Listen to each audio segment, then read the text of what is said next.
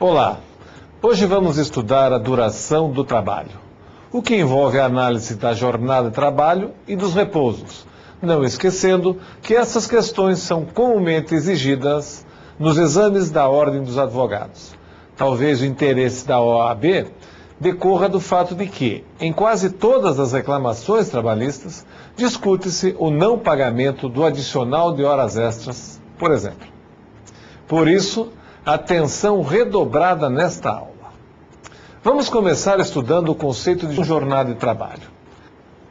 Na doutrina, encontramos três teorias que conceituam jornada de trabalho. A primeira, teoria do tempo à disposição do empregador, que conceitua a jornada de trabalho como sendo o tempo em que o empregado esteja à disposição do empregador, aguardando ou executando ordens. Segunda teoria, a teoria do tempo in itinere, que, por sua vez, considera a jornada como o tempo em que o empregado fica à disposição do empregador, aguardando ou executando ordens, e inclui o tempo gasto no itinerário de ida e volta para o trabalho. Esta teoria é admitida, excepcionalmente, pela jurisprudência brasileira. Por exemplo, nos enunciados do TST, números 90, 320, 324 e 325. Notem que in itinere é a raiz da palavra itinerário, isto é, o trajeto percorrido por alguém, no caso o empregado, de casa para o trabalho e do trabalho para casa. No direito do trabalho, esta teoria é excepcionalmente admitida, enquanto que no direito previdenciário ela é aceita pela legislação. Tanto assim que para este ramo do direito, caso o empregado sofra algum acidente no trajeto, no itinerário de sua residência para o trabalho e do trabalho para casa, pode ser entendido como um acidente do trabalho. Por fim, a terceira teoria, teoria do tempo efetivamente trabalhado, que considera como tempo computável para a remuneração a soma de lapsos de tempo produtivo, isto é, de tempo efetivamente trabalhado, excluindo as horas não trabalhadas. Tal teoria é praticamente rejeitada na doutrina e jurisprudência. A teoria aceita pela nossa legislação trabalhista é a primeira, a teoria do tempo à disposição do empregador, como preceitua o artigo 4º da CLT, cujo texto você encontra na sua apostila. Como fonte legislativa, a jornada de trabalho está regulada nos incisos 13, 14 e 16 do artigo 7º da Constituição Federal de 1988 e também pelos artigos 57 a 75 da CLT. A limitação da jornada de trabalho sempre foi um dos anseios do trabalhador, tanto assim que as primeiras leis trabalhistas trataram da jornada de trabalho. A duração da jornada de trabalho subordinado, nos séculos XVIII e XIX, chegava a 16 horas diárias, inclusive aos sábados. Só em 1919, com o Tratado de Versalhes, foi estabelecida a jornada diária de trabalho em 8 horas ou 48 horas semanais, sendo que a nossa legislação adotou esse limite em 1932. Em 1988, a Constituição Federal, em seu artigo 7º, inciso 13, estabeleceu o padrão de 8 horas diárias, no máximo, e 48 horas semanais, salvo disposição em contrário. A partir de então, este é o limite máximo, embora possa ser adotada duração menor. A CLT regulamenta, nos artigos 224 a 320, condições especiais de duração de trabalho para algumas atividades profissionais. Para os bancários, por exemplo, 6 horas diárias e 30 semanais. Para os empregados em telefonia e assemelhados, o limite é de 6 horas diárias e 36 semanais. Para os operadores cinematográficos, o limite é de 6 horas diárias, sem determinar o número de horas semanais. Para os jornalistas profissionais, o limite é de 5 horas diárias. Para os professores, o limite é de 4 aulas consecutivas ou 6 intercaladas por dia. No artigo 62, A CLT exclui dos limites de jornada de trabalho os empregados que exerçam atividade externa, devido à impossibilidade de estabelecer um horário verificável. Também os gerentes, chefes e diretores, em virtude de ocuparem uma posição de confiança nas empresas, não têm um limite específico indicado, tampouco horário pré-fixado.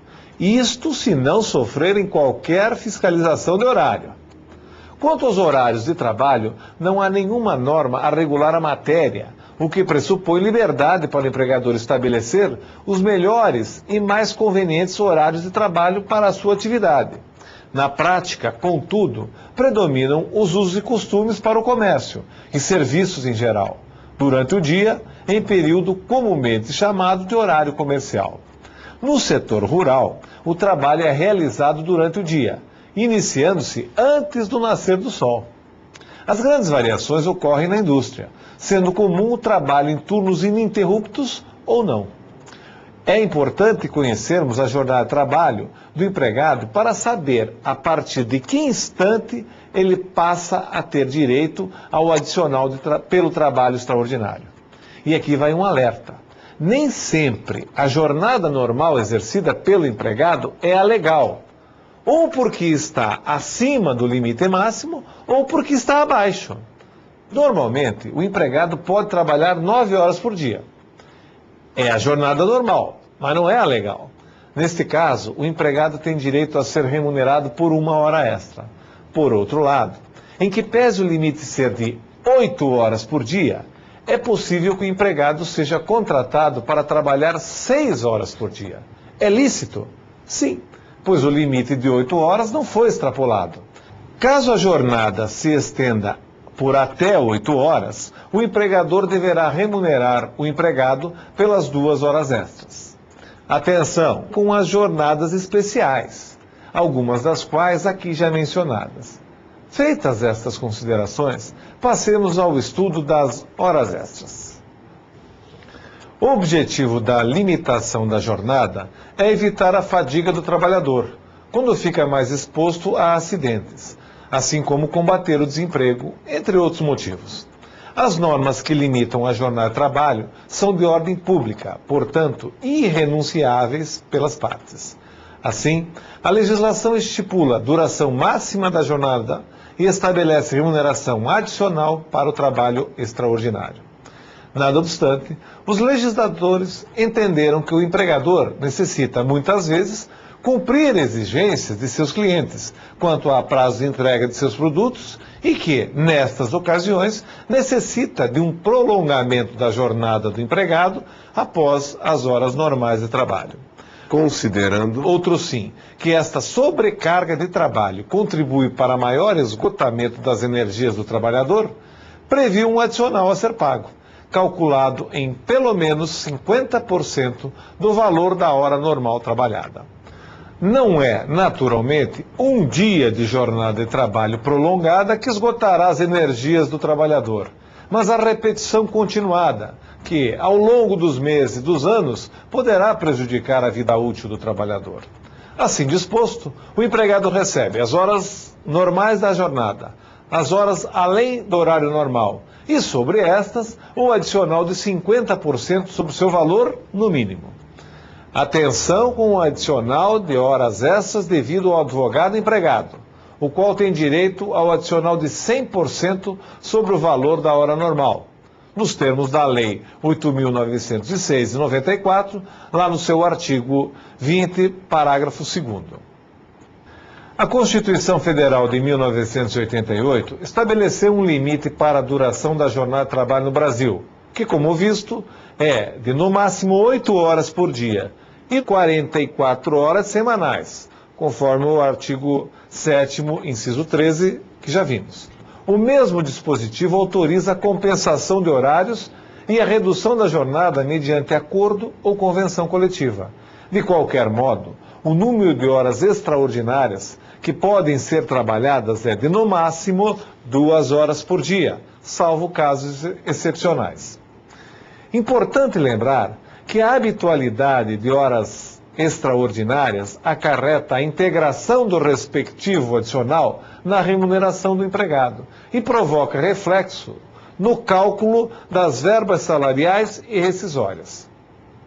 A jornada de trabalho contratual tem, como limite máximo, a duração estabelecida pela lei ou pelo contrato, sendo que as horas excedentes a esta jornada deverão ser remuneradas com um adicional mínimo de 50%.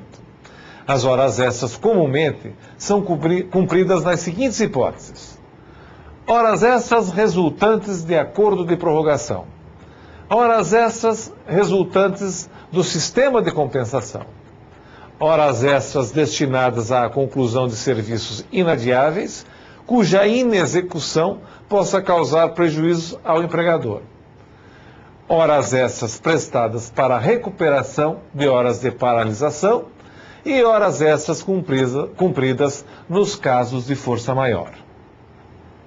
O acordo de prorrogação de horas é o ajuste de vontade, individual ou coletivo, que tem por objetivo legitimar a prorrogação da jornada normal de trabalho, previsto no artigo 7º, inciso 13 da Constituição Federal e 59 da CLT. É permitido prorrogar a jornada diária em até 2 horas por dia, com o pagamento do adicional mínimo de 50%.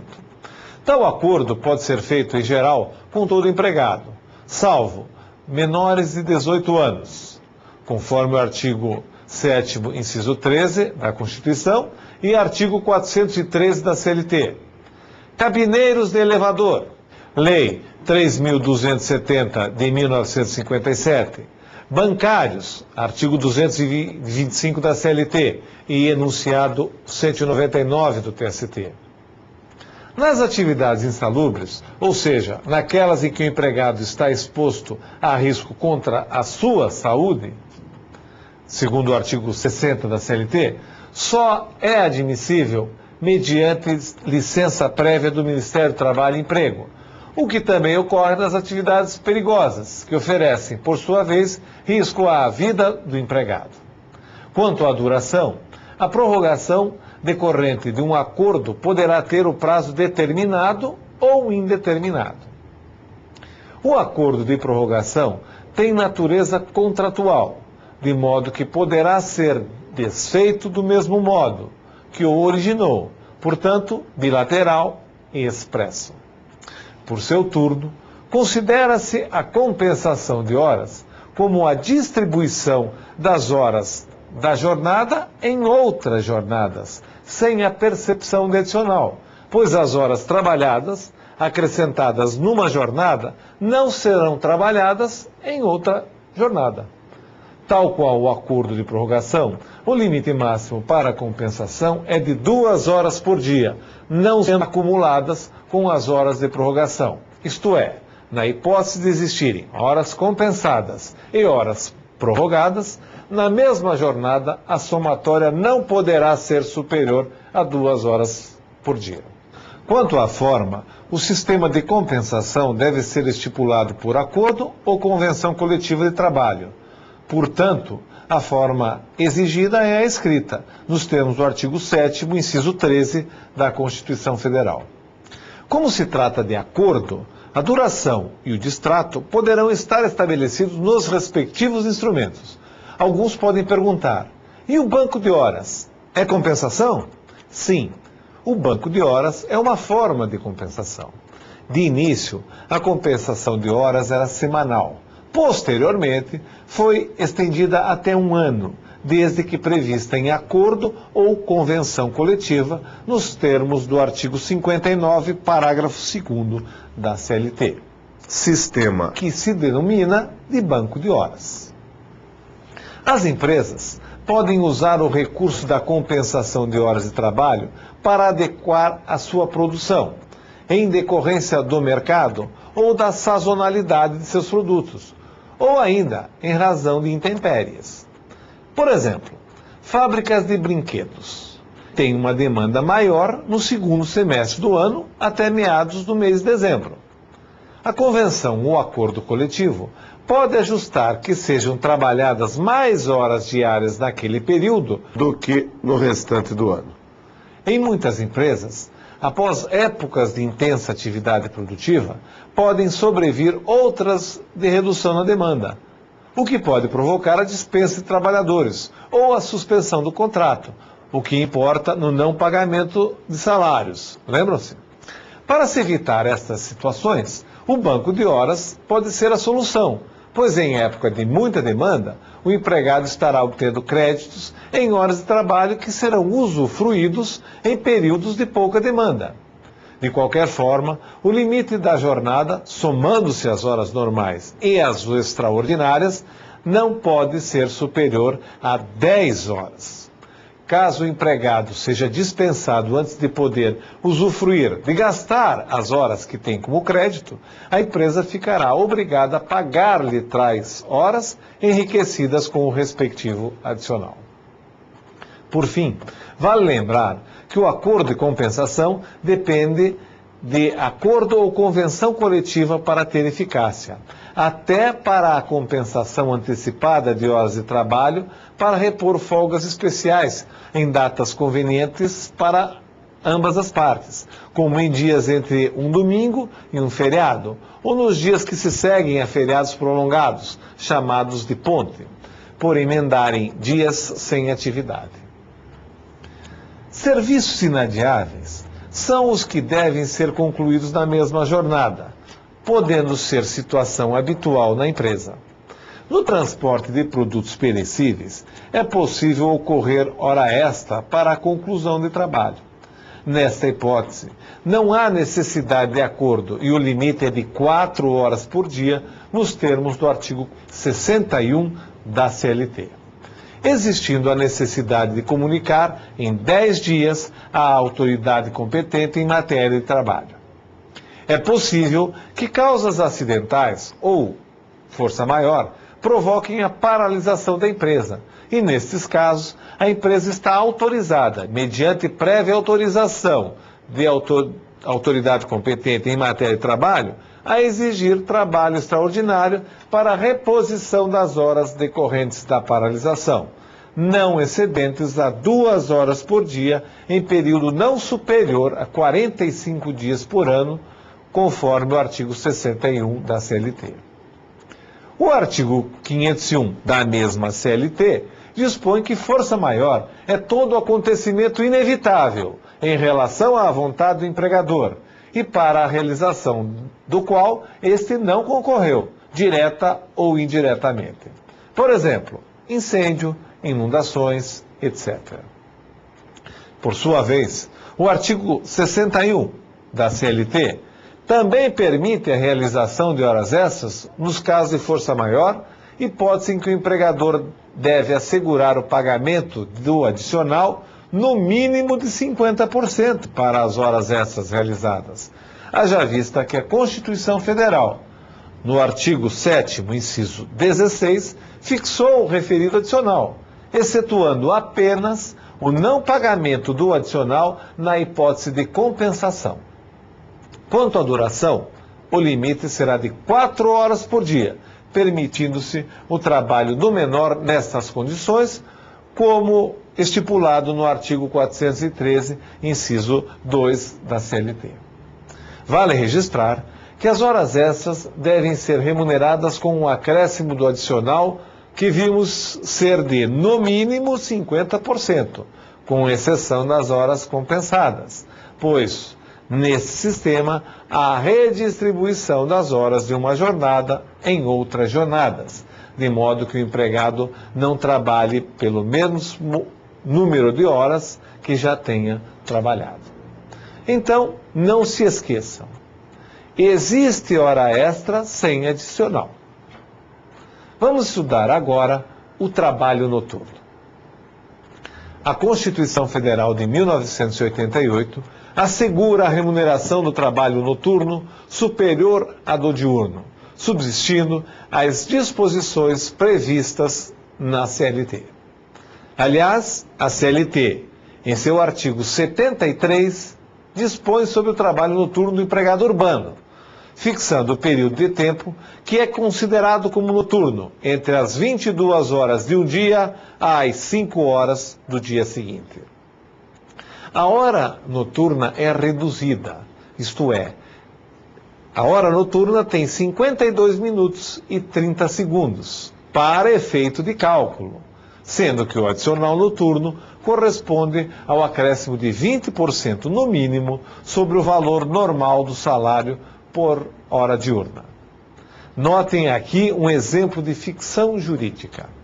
Tanto no meu como no seu relógio, todos sabemos que a hora tem 60 minutos.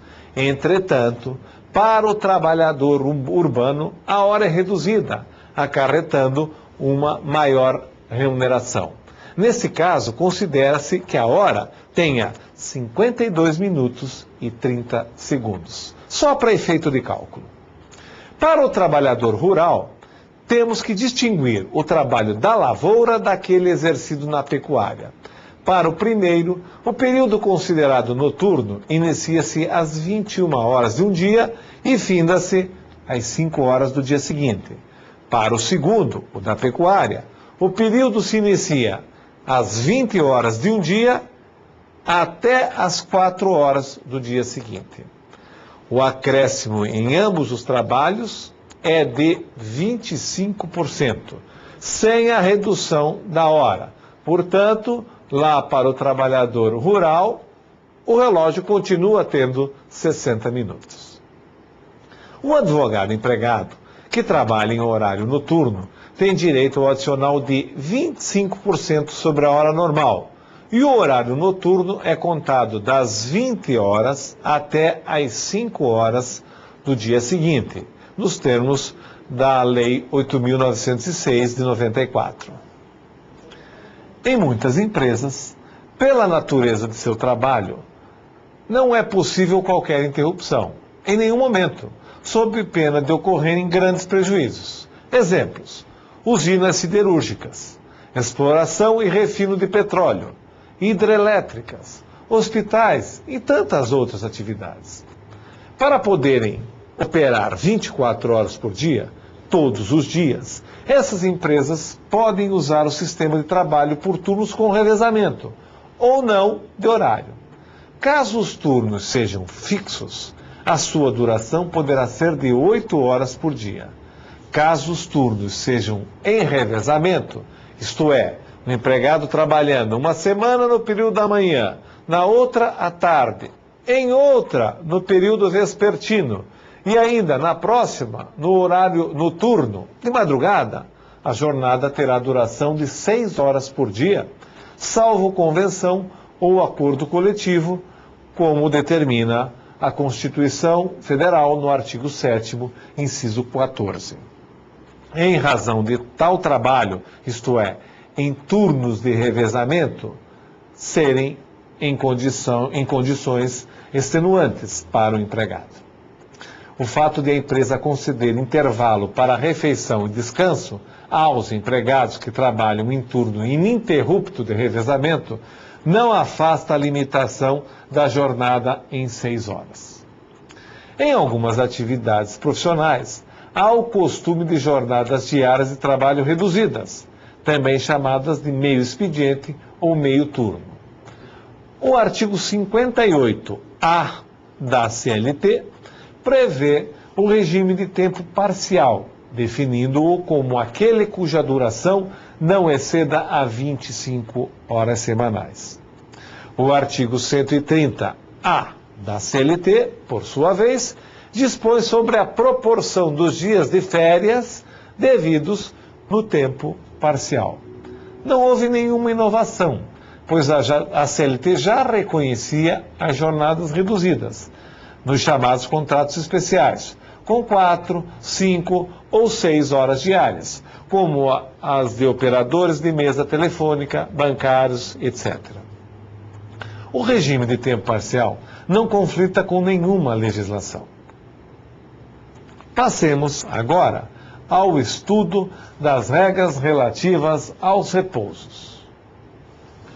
Os seres humanos necessitam de descanso após atividade intensa, seja ela de lazer ou de trabalho, para que os sistemas metabólicos redirecionem para os órgãos e músculos as substâncias exauridas durante o esforço.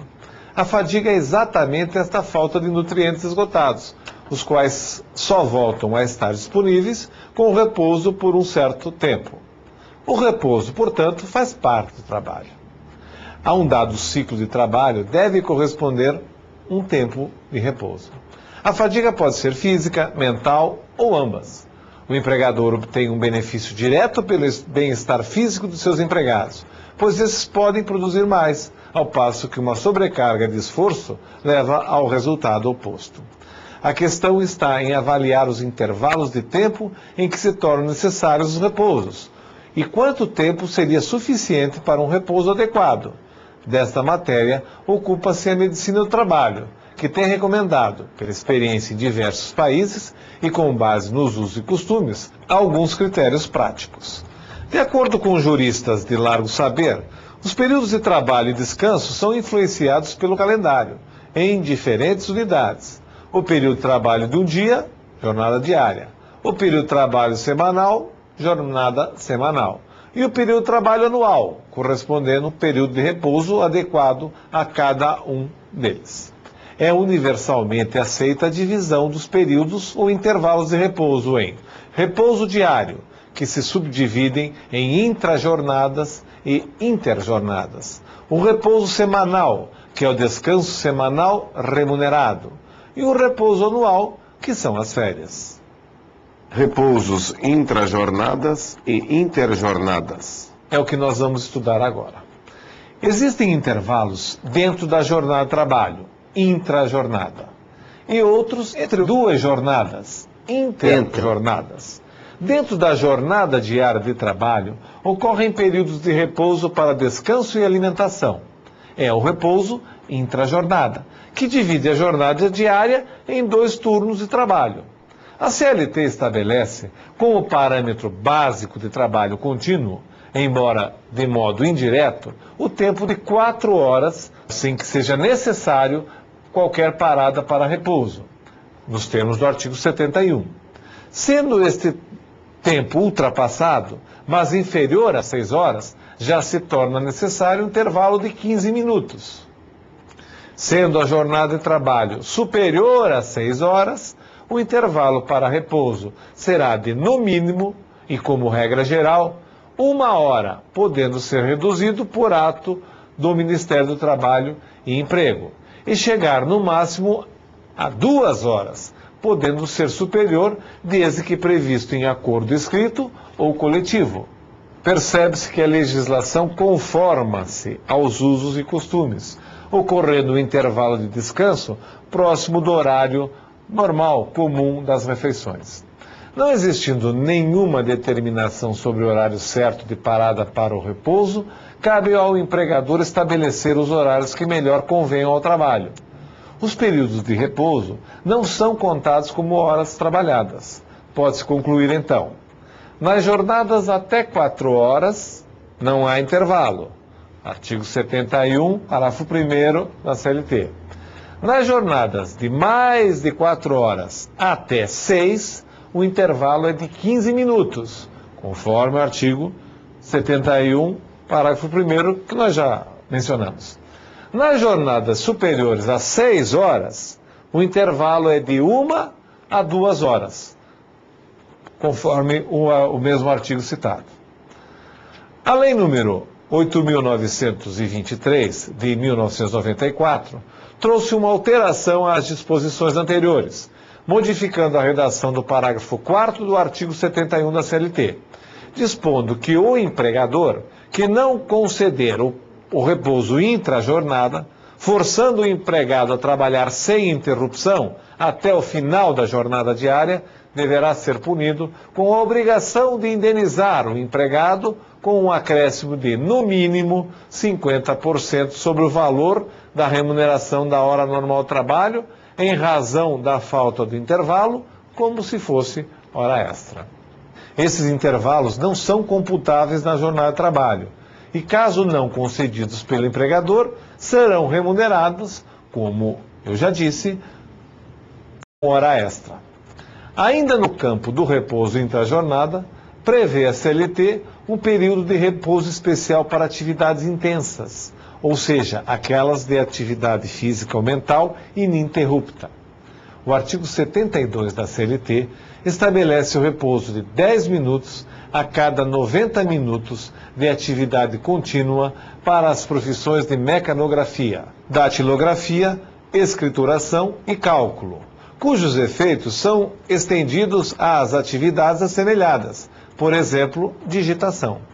Aliás, para os digitadores, o intervalo é de 10 minutos de descanso a cada 50 trabalhados, cujo repouso faz parte da jornada de trabalho. Isto é, o intervalo já é pago pelo empregador, posto que incluso no salário do empregado. Outros dispositivos da CLT criam intervalos igualmente especiais para os trabalhadores em câmaras frias, artigo 253. Trabalhadores na extração de minérios, artigo 298. E também para a empregada mulher em período de amamentação do filho até 6 meses de idade, artigo 396.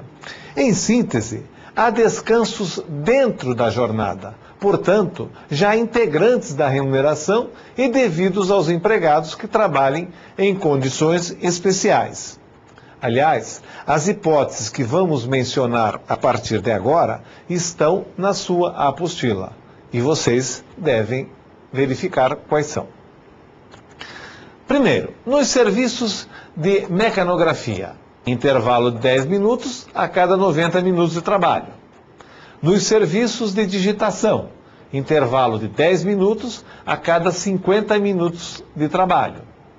Nos serviços de telefonia, radiotelefonia e radiotelegrafia, o intervalo é de 20 minutos a cada 3 horas trabalhadas.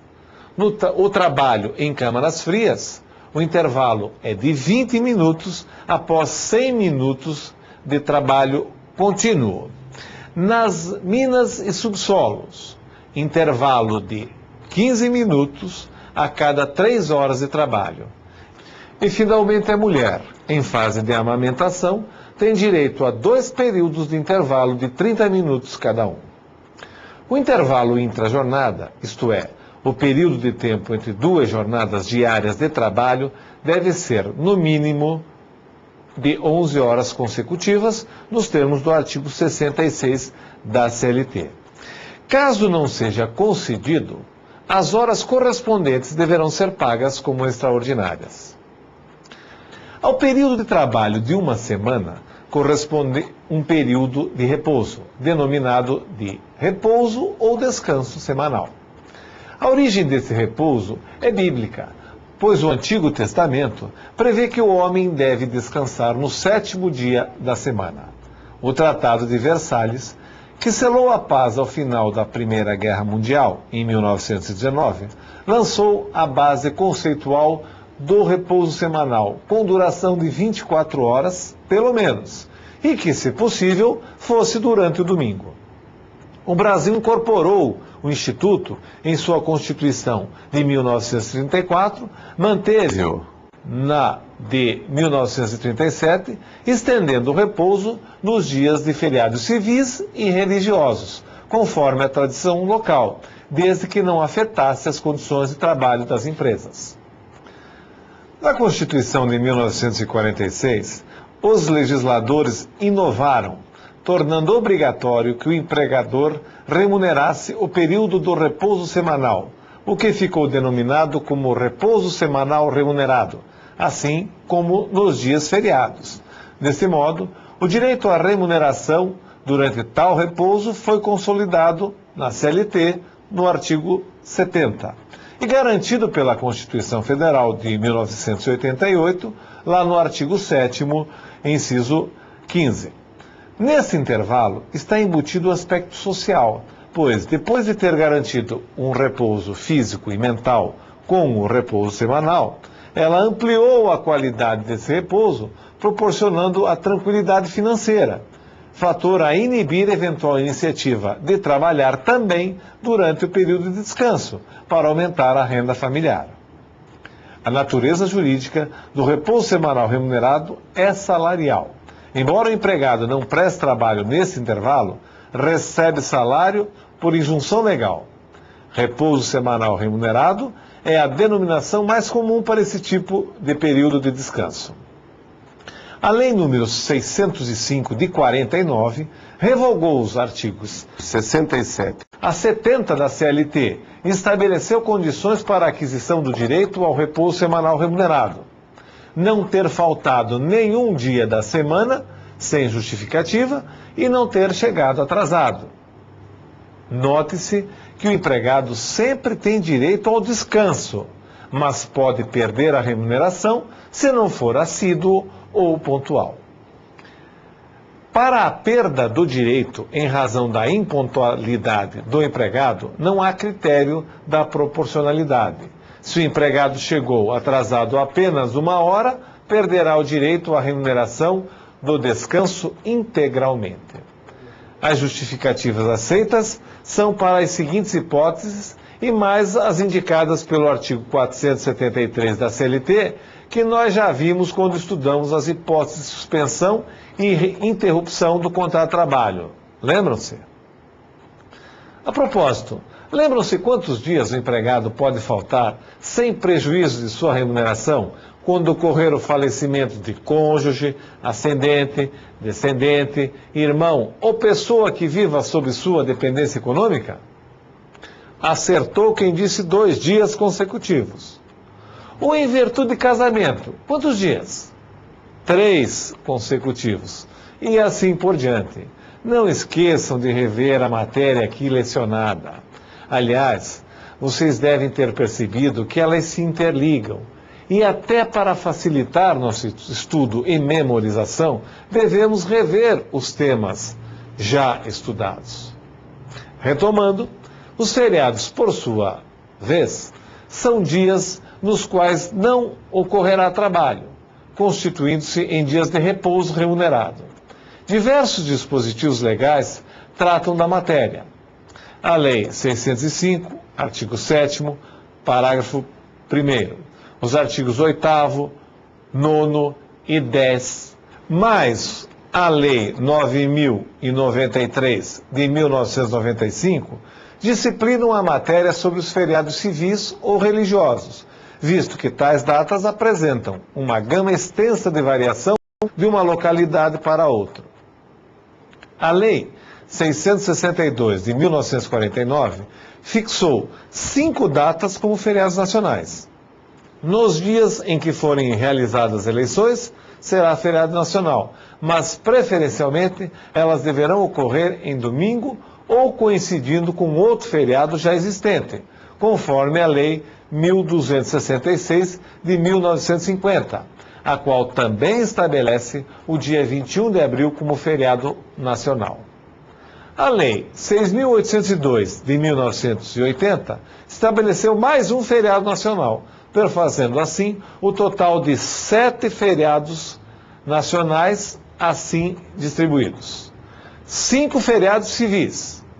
1º de janeiro, Dia da Confraternização Universal. O fundamento destas hipóteses que vou elencar agora está na nossa apostila. Vocês devem acompanhar lá. Continuando. 21 de abril, homenagem a Tiradentes. 1º de maio, Dia do Trabalho.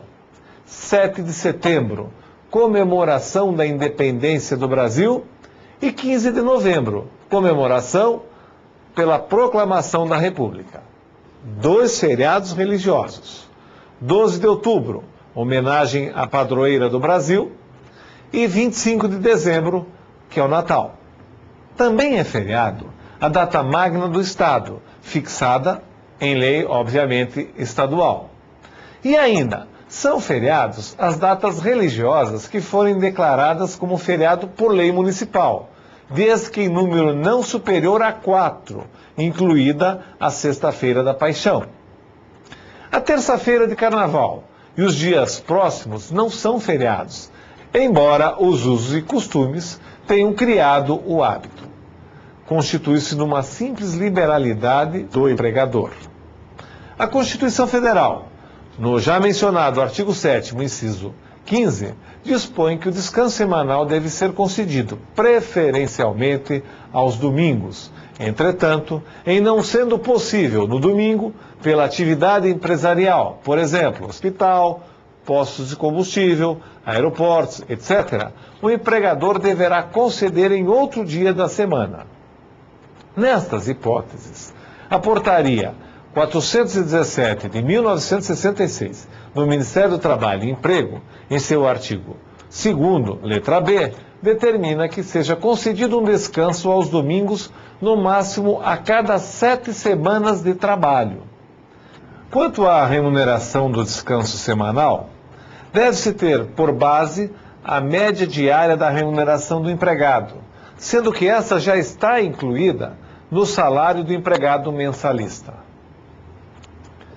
Finalmente, caso o empregado trabalhe no dia do descanso semanal, sem que haja outro dia de folga, o empregador deverá pagar a remuneração do descanso em dobro, nos termos do artigo 9º da Lei 605 de 49. Bem, agora nós deveríamos passar ao estudo das férias. Entretanto, eu acredito que por hoje vocês já têm bastante conteúdo para estudar. Então, vamos deixar a parte relativa às férias para a próxima aula. Até lá!